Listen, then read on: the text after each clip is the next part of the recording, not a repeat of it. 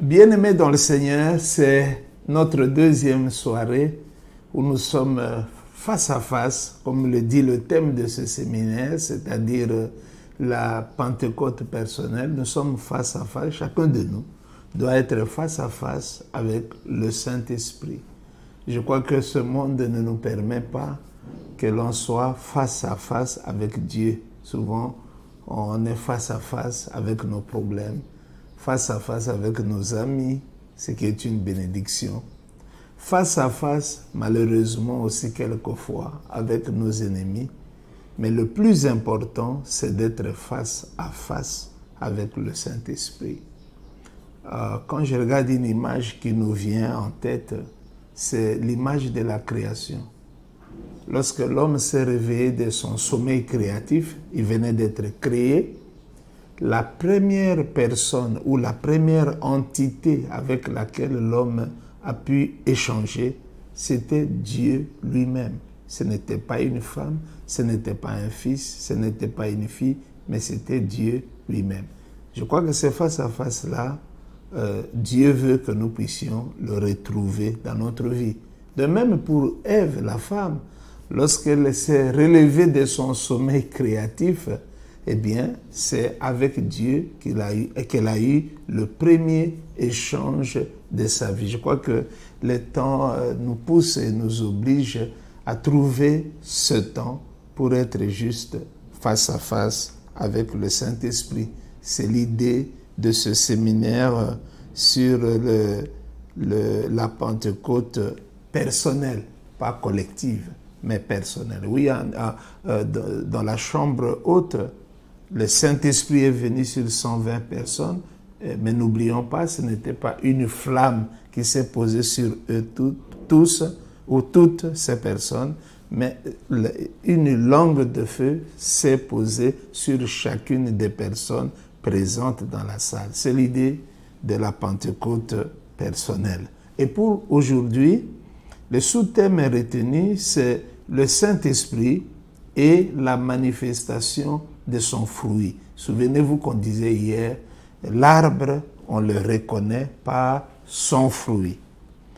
J'ai un premier point que je voudrais échanger avec nous et je rappelle en passant que chaque fois nous lirons directement dans la parole de Dieu. Le premier point nous dit ceci: tout esprit, peu importe l'esprit, qu'il soit l'esprit de Dieu ou qu'il soit les esprits des ténèbres, les esprits méchants ou les esprits impurs, tout esprit en tout cas, finit toujours par se manifester. Là où il y a un esprit, attendez-vous qu'il se manifeste. Donc nous ne pouvons pas nous tromper, nous pouvons considérer les manifestations de l'esprit en question pour savoir si c'est un esprit qui vient de Dieu ou qui vient du diable. C'est comme une sémence finalement qui, après un temps déterminé, finit par révéler sa pousse. Vous voyez, bien-aimés, lorsque la graine est placée sous terre, on ne voit plus rien. Mais attention, cette graine finira par se manifester. Cette sémence finira par se manifester. Tout esprit, je me répète à dessein, quel qu'il soit, finit toujours par montrer sa vraie identité, sa vraie nature, sa personne, mieux sa personnalité. Tout esprit finit toujours par se présenter. Donc il finira par trahir sa présence. Que ce soit l'Esprit de Dieu, il y aura de manifestations qui vont confirmer que ça c'est l'Esprit de Dieu. Et si c'est l'Esprit impur, eh bien par son impureté, il va vous montrer que c'est lui qui dirige ou qui règne en ces lieux-là ou dans cette vie-là. Bien-aimés dans le Seigneur, frères et sœurs, quels sont les différents éléments qui montrent que l'esprit qui est ici peut ne pas être l'esprit de Dieu? Premièrement, comme l'arbre est connu par son fruit, c'est notre principe de ce webinaire. on peut dire qu'il suffit d'entendre les paroles ou il suffit d'entendre les propos prononcés par un homme ou une femme sous l'impulsion d'un esprit quelconque pour se rendre compte que de tels propos ou de telles paroles ne peuvent jamais être dites par le Saint-Esprit. Je crois que ces paroles viennent du monde des ténèbres. Et quand c'est l'Esprit de Dieu qui s'exprime, quand c'est l'Esprit de Dieu qui parle, c'est tout à fait différent. Je me rappelle appelons ça d'une rencontre, mais c'était une mauvaise rencontre parce que cette soirée-là, c'est le diable qui est venu dans ma chambre, bien-aimé dans le Seigneur. Et pendant qu'il m'étranglait, j'ai entendu une voix qui a dit, qui a libéré ces paroles. Je sentais vraiment la mort venir, mais j'ai entendu une voix qui a dit, Satan, tu sais, toi tu ne peux pas le tuer c'est moi. Donc il avait l'intention de me tuer, c'est clair. Mais tu ne peux pas le tuer, pourquoi? Parce que toi, le diable, tu n'as pas la vie éternelle, mais lui en a. Bien-aimé, c'était une voix rassurante, pleine d'autorité. La personne ne criait pas, elle ne s'agitait pas non plus, au point que dans ma pensée, bien que j'étais sous l'étranglement du malin, je me suis posé la question, qui est cette personne qui s'exprime de cette façon? Et j'ai directement reçu une réponse de l'Esprit qui m'a dit, c'est le Saint-Esprit. Donc, par le propos d'une personne, par le propos d'un homme ou d'une femme, on peut se rendre compte si l'Esprit qui agit là, qui parle là, est l'Esprit de Dieu ou l'Esprit de Satan. L'autre élément, par le mouvement qu'il fait. Bien-aimés dans le Seigneur, par la grâce de Dieu, nous avons eu à assister et parfois, souvent, à participer aux actes ou aux prières de délivrance. Mais quand vous y êtes, bien-aimés, vous comprenez que l'esprit du diable, il est méchant, il est mauvais. Je me rappelle même d'un frère qui a failli se battre parce qu'on priait pour une jeune demoiselle, mais je crois qu'elle n'avait même pas 50 kilos. Hein. On priait pour elle et les esprits se sont manifestés. Cette demoiselle très frêle, très petite, très faible, a transporté notre frère qui pesait plus de 80, ou je peux dire 90 kilos. Et il l'a projeté comme du papier, bien aimé dans le Seigneur. Et quand notre frère s'est relevé, il a dit non, ça c'est depuis la question de la prière, c'est un autre problème. Et nous avons eu à le contenir parce qu'il pensait qu'on avait déménagé du champ de la prière de la délivrance pour un ring de boxe. Heureusement qu'il a réussi à se calmer. Les agissements ou les actes peuvent montrer quel est l'esprit qui est en opération en ces lieux. Je crois que nous y reviendrons tout au long de cette présentation. Les comportements et les caractères montrent si une personne a été brisée par le Saint-Esprit ou si au contraire la personne est toute fraîche, quoi. C'est-à-dire que rien ne l'a touché, rien ne l'a brisé, rien ne l'a converti, rien ne l'a transformé. Les pensées. Un jour, Jésus qui a donné à Pierre le nom, à Simon, fils de Jonas, Jésus lui a donné le nom de Pierre, mais un jour, le Seigneur lui a dit, il a dit à Pierre, arrière de moi Satan. Et il a expliqué pourquoi Pierre était devenu Satan en cet instant-là. C'est parce qu'il empêchait par les pensées, les paroles viennent de nos pensées, il empêchait par ses paroles et donc par ses pensées que le Seigneur accomplisse la mission de sa vie qui consistait à mourir à la croix de Golgotha pour nous. Bien-aimés dans le Seigneur, frères et sœurs, toutes ces choses que je viens de citer, les paroles ou les propos, les mouvements, les agissements ou les actes, les comportements et ou les caractères, les pensées d'un homme. Toutes ces choses dévoilent l'esprit qui est en opération en un endroit déterminé. Quand ces éléments, et ça c'est très important, quand ces éléments ou ces manifestations se trouvent être contraires premièrement au bon sens, quand vous faites une chose que le bon sens n'accepte pas, il ne faut pas dire que le Saint-Esprit qui vous pousse à le faire. Non.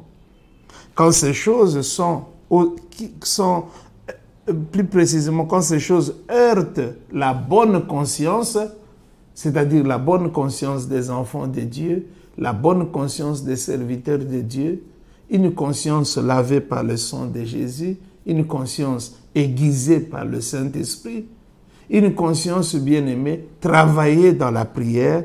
Quand cette conscience-là se dit, je ne crois pas que nous sommes ici dans les choses de Dieu, alors il faut comprendre que nous sommes gouvernés par un autre esprit.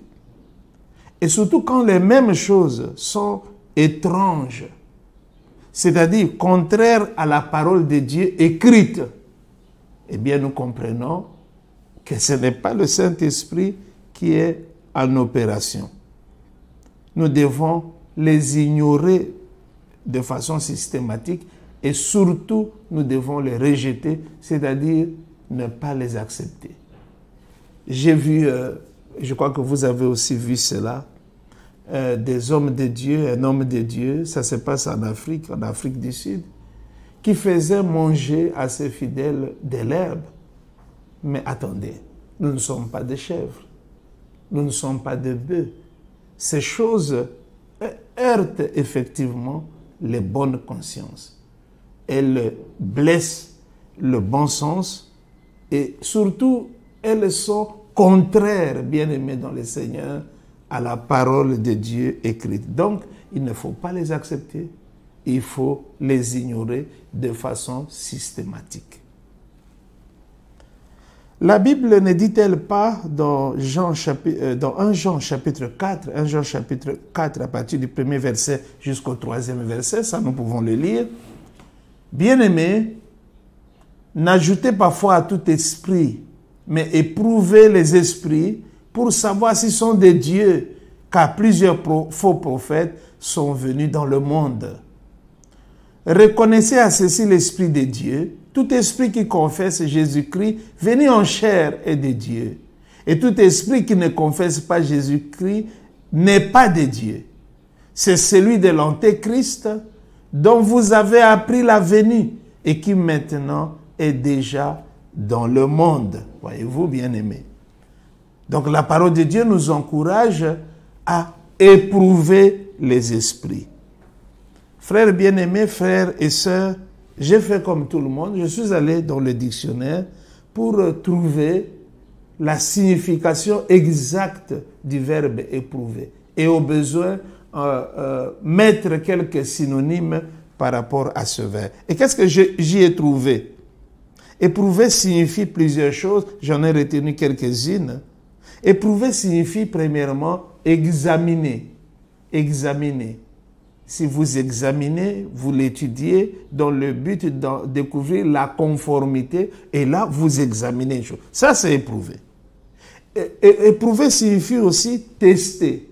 Tester par le goût ou tester par des moyens techniques si la chose qu'on vous présente est conformément aux spécifications techniques exigées. Tester.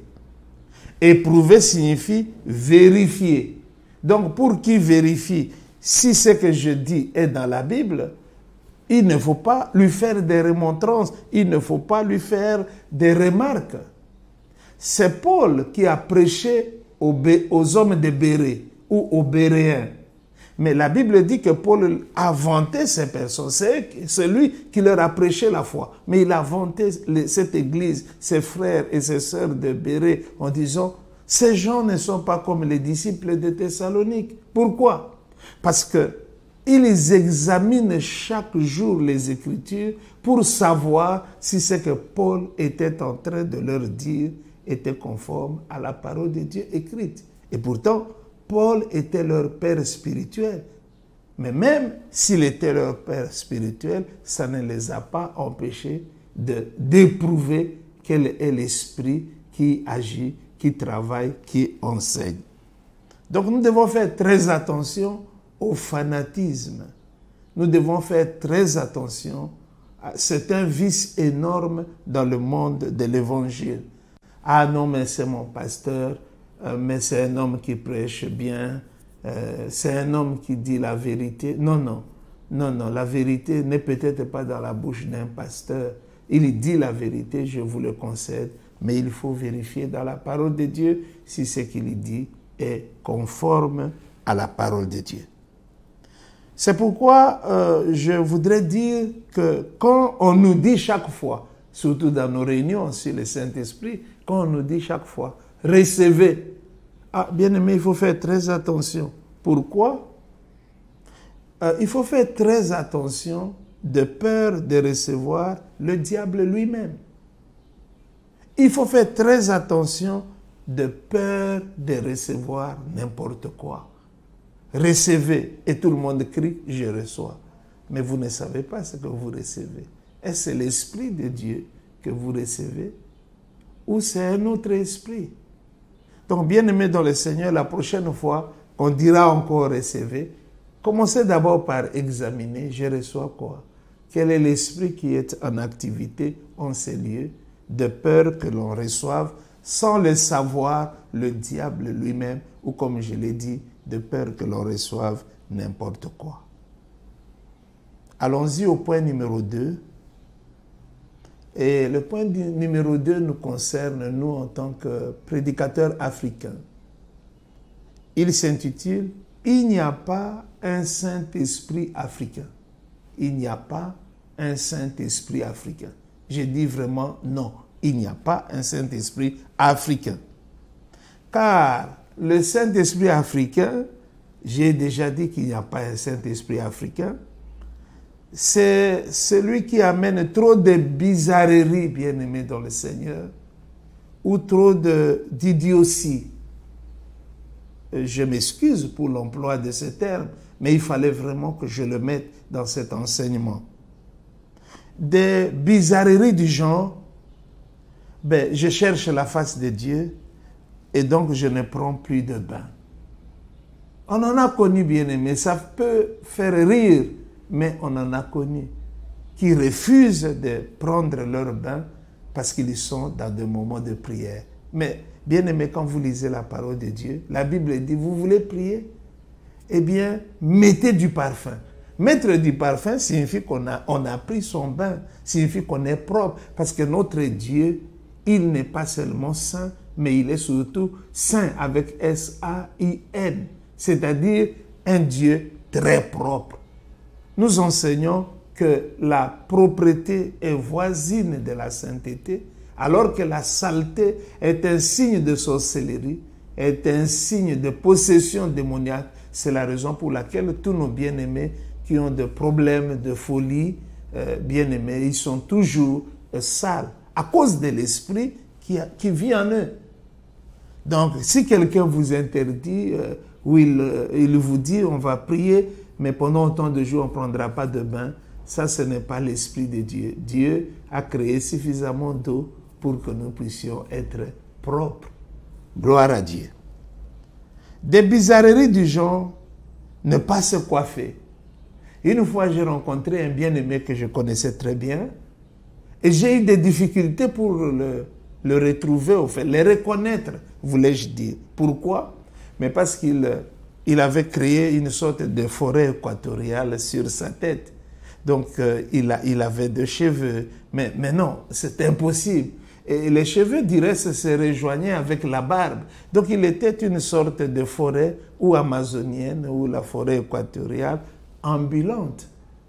Je crois qu'il ne restait plus qu'on commence à y trouver des serpents, des antilopes et des choses comme ça. Pourquoi tant de bizarreries qu'on attribue à tort au Saint-Esprit. C'est ce que j'appelle un Saint-Esprit africain. Des bizarreries qui consistent à dire, attention, n'essayez surtout pas de dormir, surtout pas à partir de 0 heure. Pourquoi? Parce qu'à partir de 0 heure, mais le diable devient très dangereux, comme s'il avait été gentil auparavant. Donc il faut être là pour contrer son activité. Bien aimé, la vraie question, l'homme se protège-t-il ou c'est Dieu qui protège l'homme? Ce jour-là, l'ennemi est venu réclamer Pierre. Et il a dit au Seigneur Jésus, je veux que tu me donnes cet homme. Je veux le cribler comme on crible le froment. Et le Seigneur dit, non, monsieur. Ils ont discuté et après le diable s'est retiré. Le Seigneur a même prié pour Pierre. Mais Pierre qui était à côté n'était nullement au courant du malheur qui se tramait contre lui. Non, bien-aimé dans le Seigneur, on ne se protège pas, mais c'est Dieu qui nous protège. Une autre bizarrerie, ne plus s'alimenter. Je connais des gens dont la vie se résumait en ceci. Manger, c'est une exception. Jeûner, c'est ça le principe de base. Non, bien aimé, ça c'est contraire à la parole de Dieu. Il faut manger, il faut s'alimenter pour être en bonne santé. C'est très important, pour avoir la force de servir le Seigneur. Même seulement pour être de bonne humeur. Vous savez, quand on s'enferme, y compris dans les jeûnes, tout le monde devient de mauvaise humeur. Ça ne marche pas. On a plus conscience de la faim que conscience de la présence de Dieu. Il faut faire attention, on n'interdira pas le jeûne aujourd'hui, mais il faut jeûner avec sagesse, il faut jeûner avec intelligence. J'en profite pour dire que certaines catégories sont exonérées du jeûne. On y reviendra certainement. Par exemple aussi, faire jeûner les nourrissons. C'est une bizarrerie. Faire jeûner le petit bébé, faire jeûner les enfants. Non, c'est une bizarrerie. Ah non, toute la maison est en prière. Eh bien, maman ferme la cuisine et elle prend toutes les clés, met dans sa poche pour conduire la prière. Non, comme moi je ne mange pas, comme mon mari ne mange pas, personne ne mangera jamais rien dans cette maison. Bien-aimés dans le Seigneur, ce sont des manifestations des esprits de ténèbres. Une autre bizarrerie, c'est prétendre qu'un enfant de Dieu ne se fatigue pas. Et pourquoi tu te reposes? Tu dois faire le travail de Dieu. Les âmes se meurent. Mais tu te reposes pourquoi? Tu ne dois pas te fatiguer. C'est une bizarrerie de celui que j'appelle le Saint-Esprit. Pas le Saint-Esprit, un Saint-Esprit africain. C'est une bizarrerie. Car le Seigneur lui-même, fatigué, s'était une fois reposé dans la barque où il dormait. Il était fatigué. Il ne l'a pas caché. Il dormait. Mon père spirituel me disait, parfois et même très souvent, la seule chose spirituelle à faire consiste à aller dormir. Pas prier, mais juste dormir. Dormir devient une chose spirituelle. Il faut écouter le langage de son corps, car si chaque fois tu violes la nécessité du repos, un autre jour, le corps va vous lâcher. Et j'appelle ça bizarrerie. Une bizarrerie encore une de plus, n'est pas recevoir un membre de sa famille. Ah non, c'est dans sa maison, car c'est ouvrir une porte à l'ennemi. Bien-aimé dans le Seigneur. Mais pourquoi alors la famille existe? Pourquoi existe-t-elle? Si vous ne pouvez pas vous voir, si vous ne pouvez pas vous rencontrer, cet esprit-là n'est pas un esprit de Dieu. Un esprit qui oppose les gens, qui sépare les gens, qui travaille pour accroître la haine dans ce monde. Cet esprit n'est pas de Dieu. Une autre bizarrerie, c'est ne pas aider les gens. Bien-aimé dans le Seigneur, moi j'aimerais vraiment savoir qui est cet homme qui vit, qui existe et qui n'a jamais été aidé par qui que ce soit. Non, non. En ce qui me concerne, puisque mes parents se sont séparés alors que j'étais en 3e année primaire. Je crois que je ne révèle pas des secrets, non, j'en parle parce que ça fait partie de moi, partie de mon témoignage. Bien-aimé dans le Seigneur, si j'ai grandi et si j'ai étudié, mais c'est à cause de mes amis. Il y en a qui m'ont donné des habits, des cahiers. Il y en a qui ont forcé la main de leurs parents pour qu'ils payent pour moi les études. Et c'est jusqu'à l'université. Ce sont des hommes que je n'ai jamais connus, que je n'ai jamais rencontrés, qui m'ont aidé.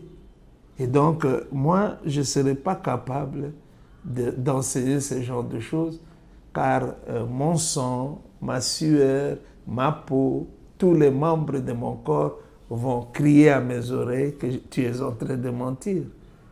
J'ai porté ce que j'appelle les vareuses de la 2e division, c'est-à-dire que les gens ont d'abord commencé par porter, et quand ils voulaient jeter, ils ont jeté de mon côté, et moi j'ai pris. Pour eux, c'était déjà abîmé, mais pour moi, c'était la bénédiction. Bien-aimé dans le Seigneur, personne ne peut dire qu'il n'a jamais été aidé. Tenez même le Seigneur Jésus. Si vous regardez dans Luc chapitre 8, à partir du 1er verset jusqu'au 3e, même le Seigneur Jésus avait été aidé. Par son ministère, il y a eu des guérisons, il y a eu des délivrances, et surtout celles, car on parle plus de ministère de femmes, celles qui avaient été aidées ou guéries par Jésus ont été reconnaissantes. C'est elles qui préparaient, Jésus ne préparait pas. Du moins, je le pense, je ne sais pas. Et c'est elle qui amenait la provision, c'est elle qui les nourrissait, c'est elle qui les soutenait, c'est elle qui les prenait en charge. Même Jésus avait été aidé. Donc, bien-aimé, enseignez et pensez qu'aujourd'hui, puisque je n'ai plus besoin d'aide de qui que ce soit, je dois mentir, c'est-à-dire cracher sur la main qui m'avait nourri hier. Je crois que c'est un manque d'honnêteté. Les prophètes de Baal, bien-aimés frères et sœurs dans le Seigneur, avaient coutume de se mutiler et de voir leur sang couler pour être entendus par Baal. C'est une bizarrerie. Dieu te donne le sang que nous avons là pour notre vie, pour notre survie, mais toi tu commences à te couper, à te blesser, parce que ton Dieu, Baal, a, semble-t-il, besoin de ton sang pour te venir en aide. Mais alors Baal est très différent du Seigneur Jésus. Pourquoi? Le Seigneur, lui, a donné de son propre sang pour notre salut. Et il ne nous a pas demandé de nous mutiler comme le feraient les prophètes de Baal. Mais il faut dire la vérité, les hommes aiment ce genre de choses. Mais j'appelle ça des bizarreries. Et pour revenir à notre point, ce sont les activités d'un Saint-Esprit africain, mais qui n'existent pas dans la parole de Dieu. En ce qui concerne les mutilations, je voulais dire que de telles pratiques sont généralement dangereuses pour la santé et surtout, elles mettent en danger notre vie et la vie d'autrui. Et je crois que Dieu qui nous a donné la vie, il la protège, il la garde et nous ne devons pas nous suicider au motif que nous voulons servir Dieu. Point numéro 3. Ce point, il est très important pour nous aujourd'hui. Et il s'intitule « Le Saint-Esprit ne contredit pas », je devrais même dire, « Le Saint-Esprit ne contredit jamais la parole de Dieu écrite ». Bien-aimés frères et sœurs dans le Seigneur, si nous entendons aujourd'hui pour être guidés ou conduits par les visions, par les prophéties, par les miracles, par les paroles de connaissance, ce genre de choses qui sont parfois divines, qui sont parfois bibliques. Si nous décidons de nous comporter de cette façon, nous avons plus de chances d'aboutir ou de terminer notre course en enfer qu'ailleurs. Un enfant de Dieu véritable, il n'est pas conduit par la prophétie, il n'est pas conduit par les visions, il n'est pas conduit par les révélations, mais il est conduit par la parole de Dieu écrite. C'est ce qui me permet de dire que le Saint-Esprit ne contredira jamais la parole de Dieu écrite. Pourquoi? Mais tout simplement parce qu'il en est l'auteur. C'est le Saint-Esprit qui a écrit la parole de Dieu.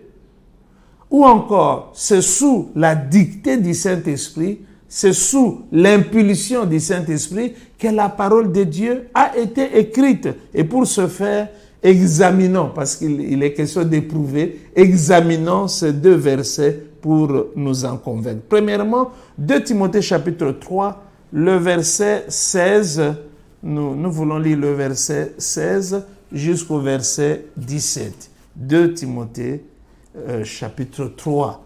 Je vais essayer de retrouver ce verset. 2 Timothée 3 dit ceci, le verset 16 au verset 17. La Bible dit, toute écriture est inspirée de Dieu, voyez-vous. Toute écriture est inspirée de Dieu. Elle est utile pour enseigner. Elle est utile pour convaincre. Elle est utile pour corriger. Elle est utile pour instruire dans la justice, afin que l'homme de Dieu soit accompli et propre à toute bonne œuvre. Toute écriture est inspirée. Toute écriture est inspirée par Dieu, est inspirée par le Saint-Esprit. Et c'est elle qui doit être enseignée, c'est elle qui doit nous convaincre, c'est elle qui doit nous corriger, qui doit nous instruire, qui doit nous mener, qui doit nous accomplir en tant que serviteurs de Dieu. Et le deuxième texte, c'est 2 Pierre chapitre 1er, que nous lisons rapidement. 2 Pierre chapitre 1er, versets 20 à 21, qui dit ceci, je le lis. Sachant tout d'abord vous-même qu'aucune prophétie de l'Écriture ne peut être un objet d'interprétation particulière, car ce n'est pas par une volonté d'homme qu'une prophétie a jamais été apportée. Mais, c'est la partie qui nous concerne, c'est poussé par le Saint-Esprit que des hommes ont parlé de la part de Dieu. C'est poussé par le Saint-Esprit qu'ils ont parlé. C'est poussé par le Saint-Esprit qu'ils ont mis ces paroles par écrit, bien-aimés frères et sœurs dans le Seigneur. Donc le Saint-Esprit de Dieu, parce qu'il y a plusieurs esprits. Il y a même un Saint-Esprit africain, mais qui n'existe pas. Mais le Saint-Esprit de Dieu ne peut jamais contredire la parole de Dieu. Pourquoi? Il en a été l'unique auteur. Point numéro 4. Et c'est là où nous atteignons la manifestation en question. Le Saint-Esprit répand l'amour de Dieu dans nos cœurs. Romains chapitre 5, verset 5. La Bible dit, l'amour de Dieu est répandu dans nos cœurs par le Saint-Esprit. Et je dis que c'est le fruit principal à observer. Si c'est l'Esprit de Dieu qui travaille, la seule chose que nous cherchons, c'est l'amour. Alors je dis, c'est le fruit principal. L'amour, c'est l'onction suprême de Dieu. Dieu, bien-aimé dans le Seigneur, est amour. Mais attention, l'amour n'est pas Dieu. Il faut faire très attention à ce jeu de mots. Peut-être souvent, non, il faut de l'amour, il faut de l'amour. Non, Dieu est amour, mais l'amour n'est pas Dieu. Il faut s'en convaincre une seule fois pour toutes. Bien-aimé, si Dieu est amour, alors chaque enfant de Dieu doit être amour. Le ministère doit être un lieu de manifestation de l'amour de Dieu. Un ministère sans amour, mais ça n'existe pas. C'est une activité démoniaque. Si Dieu est amour, nous comprenons, bien-aimés dans le Seigneur, que l'apôtre doit être amour. L'apôtre est amour. Le prophète est amour.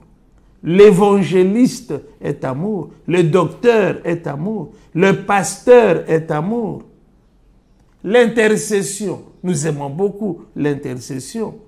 Mais elle ne commence que quand l'amour choisit de se mettre à genoux pour la personne que l'on aime. Pas contre cette personne. Mais pour l'intercéder, c'est prier pour, c'est prier en faveur de. Ce n'est pas prier contre telle ou telle autre personne. Bien-aimés, il s'agit d'un amour explosif, un amour plus fort que la mort.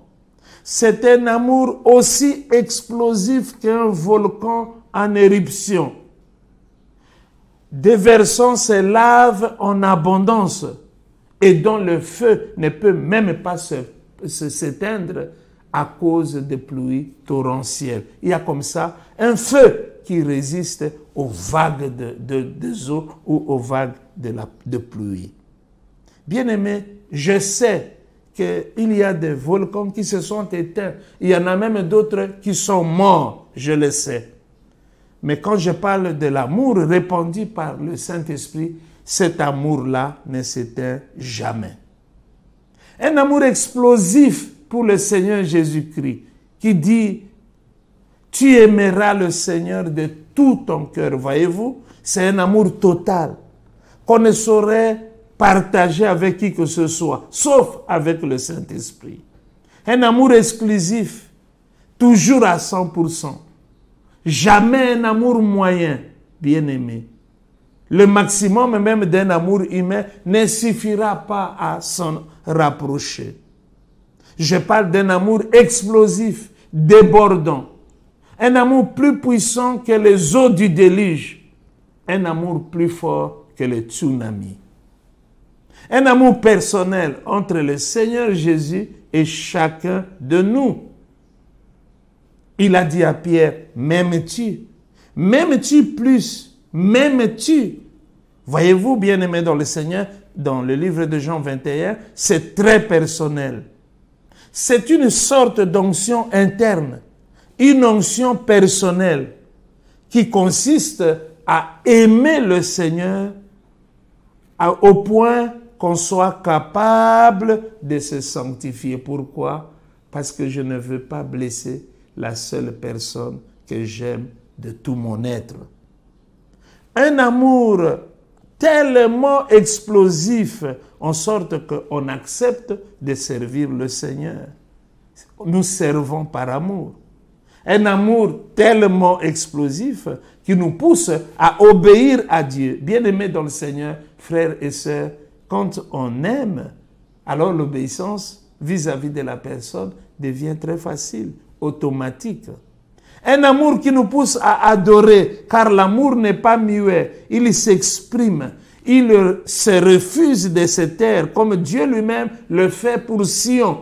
Dans Ésaïe 62, verset 1, Dieu dit, « Pour l'amour de Sion, je ne me tairai pas. » Bien-aimés, nous devons tous refuser de nous taire parce que l'amour de Dieu a couvert nos cœurs. Un amour tellement explosif qu'il nous pousse à offrir notre meilleur. Et le meilleur que nous avons, c'est notre vie. Un amour tellement explosif qui nous pousse à donner tout ce que nous avons pour la gloire de Dieu. L'apôtre Paul dira que celui qui n'aime pas le Seigneur Jésus-Christ soit maudit, soit anathème.